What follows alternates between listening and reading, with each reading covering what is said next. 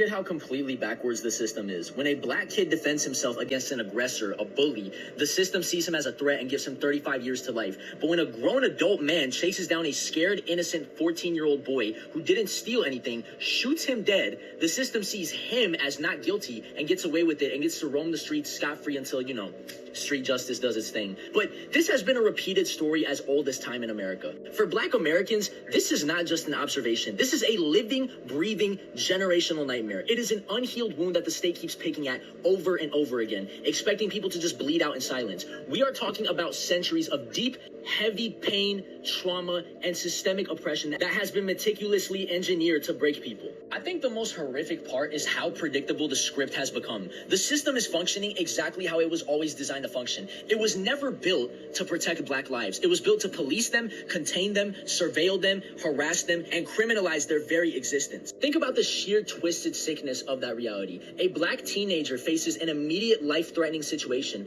acts to survive, he defends himself, and the entire weight of the judiciary collapses on his head at a young age. The prosecution builds a narrative, the media sharpens its knives, and the court hands down a casual 35 to life sentence, erasing a child's entire future before it even starts. Why? Because the system views black skin as an inherent weapon. It views a black boy's self-preservation not as a right, but as an act of defiance. But then look at the flip side of that coin. Look at what happens when a grown adult predator decides to play judge, jury, and executioner. He profiles a 14-year-old child walking down the street.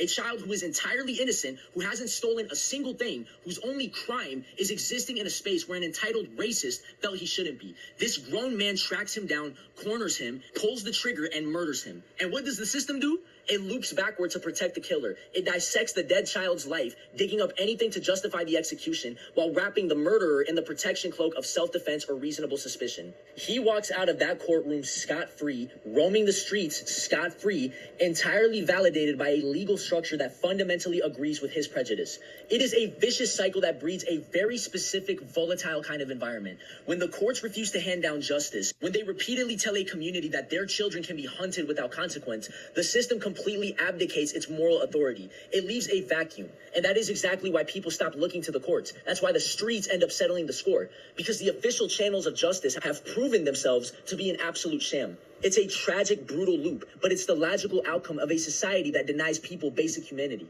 This guy explains it perfectly. Black people will be wrongfully convicted or given excessive sentences, also known as modern-day slavery, and a non-black person will be found not guilty after unaliving black people, also known as modern-day lynching.